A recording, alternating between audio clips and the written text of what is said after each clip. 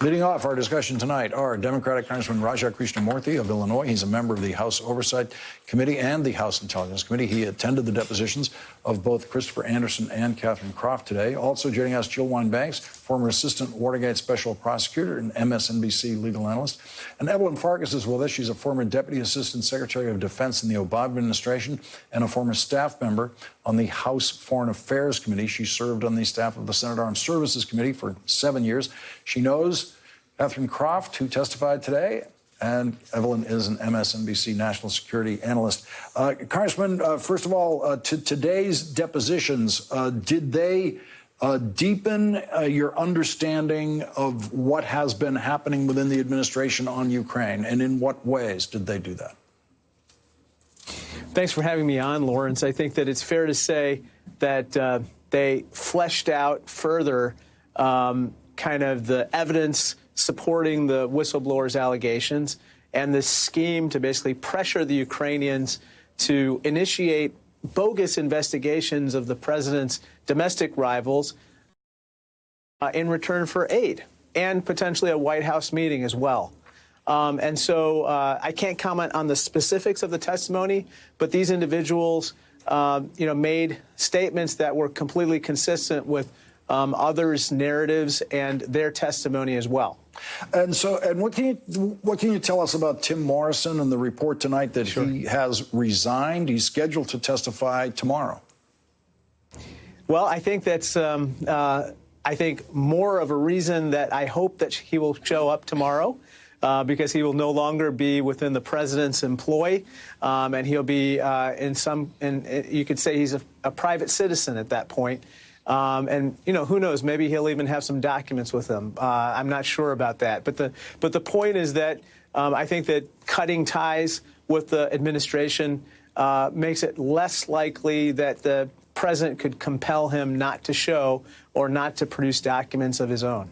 And, Congressman, there seems to be a more rapid pace now for scheduling these things. I mean, we watched the House of Representatives, for example, in effect, negotiate to schedule Robert Mueller's testimony for months. The negotiation took months. It was then scheduled for more than a month in advance of when it was announced. We're now learning today that John Bolton is told, we want you to come in 7 days from now. It seems like this pace is something that we haven't seen before. No, we haven't. And it's a parade of career public civil servants. I call them a parade of patriots, quite frankly, people who are putting their necks on the line. They hire their own attorneys, so they're coming in at their own expense. They're basically coming forward out of conviction to tell the truth and to tell the truth about misconduct that they witnessed. They are incredibly commendable. And just yesterday, you talked about Colonel Vindman. There's a gentleman who is currently in the National Security Council, currently in the White House, and he came forward yesterday to testify. Again, a very compelling witness, just like, for instance, Mr. Taylor, Ambassador Taylor from last week. And Jill Wine-Banks, I want to bring you in here on this legal question. The most absurd thing I've seen develop here legally in relation to the committee's actions is John Bolton's lawyer, on behalf of another client, asking a court to clarify, what should we do here? We have a subpoena from Congress, and yet the president is telling my client not to testify. The client is a private citizen. I can't think of a more ridiculous thing to bring to a judge. And nothing like that ever happened in the Watergate. There wasn't anybody who went to a judge and said, do I obey a congressional subpoena? I'm a private citizen, or do I listen to the president about what to do on this? No, it never happened in Watergate, and it shouldn't be happening now, because the answer is obvious that a subpoena trumps, no pun intended, trumps anything else. They have a legitimate right, and of course the court opinions have now been very clear that the Congress is conducting a legitimate, lawful, constitutionally mandated impeachment inquiry, and even without the vote, which will now happen and I'm sure will pass, but even without that, it was totally legitimate, and they should be allowed to use the subpoena power, testify, and they're in contempt if they don't follow the subpoena. So it's very hard to get a court to issue what's called a declaratory judgment because there's not really an issue. There's no real fight going on. And you have to have two opposing sides to get the courts to rule. But I think they did a good job of phrasing it, and maybe the court will say this is ridiculous. You have to, of course, abide by a subpoena, and I think they will. Evelyn, you know some of these witnesses. Yeah. What is your sense of how this evidence is developing now? I think it's really interesting, Lawrence, because, of course, there's been an acceleration of witnesses. We can't even keep all their names straight. I mean, I can because I know many of them personally. I have my list here beside me. Exactly. It's a very long list. But the point is, these are all hardworking professionals. You know, Catherine Croft, who came forward today and testified, she knows Ukraine inside out, and that's partly why she got the job. Let's just pause over this. Yeah. She is a current federal government employee.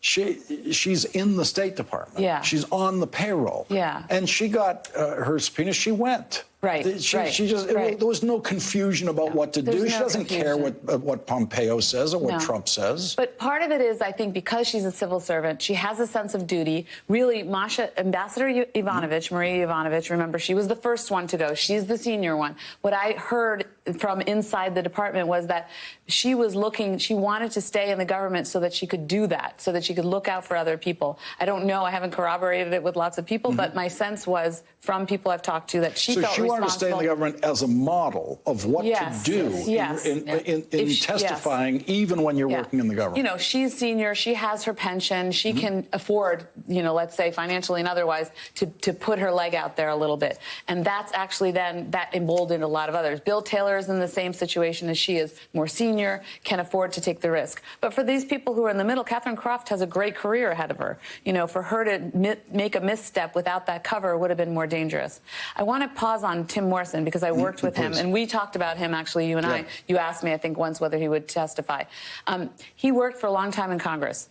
He worked, actually, for Mac Thornberry, who's retiring, so with the House Armed Services Committee. I suspect that he left... He was a political appointee. I think he left the White House so he could speak more frankly, so he could testify. That's my bet. You know, policy-wise, a lot of Democrats probably would want to say negative things because they don't like the policies that he worked hard to advocate, anti-arms control, et cetera. But as a colleague, I worked well with him, and I know that my sense is that he understands his constitutional obligations. Jill, what do you make of the pace that Congressman Krishnamoorthi tells us has definitely picked up? I think it's a natural reaction to the fact that the evidence is mounting so fast and people are coming in and they're getting leads from everybody who testifies. So it's like pieces of a jigsaw that are really coming together and fitting together very well now. The evidence is so strong, it's impossible for Republicans to defend on the facts. The law is against them. So, you know, you always say if the law is against you, argue the facts. If the facts are against you, pound the table.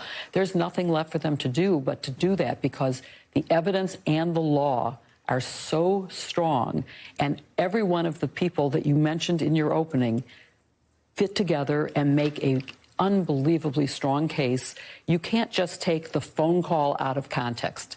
Yes, the phone call on the face of it is really damning to the president. He said, I need a favor, though. There's no question that he was asking for something of value, which is a Hobbs Act violation. It's soliciting a bribe. It's a terrible thing to have done. It endangers our security. It endangers Ukraine's security. It helps only one person, and that's Putin and Russia. It all goes back to Russia. So it's really getting to be strong, but you need it in context where you say, well, for months before that, Rudy Giuliani was trying to get them to make up a investigation, to make up evidence that doesn't exist. Congressman, we got reports yesterday indicating that Republicans were trying to get the name of the whistleblower out of the colonel yesterday in his testimony, even though he testified in his opening statement he doesn't know who the whistleblower is. What were their tactics today? Was it anything similar to that? Was it obstructionist, or are they spectators today?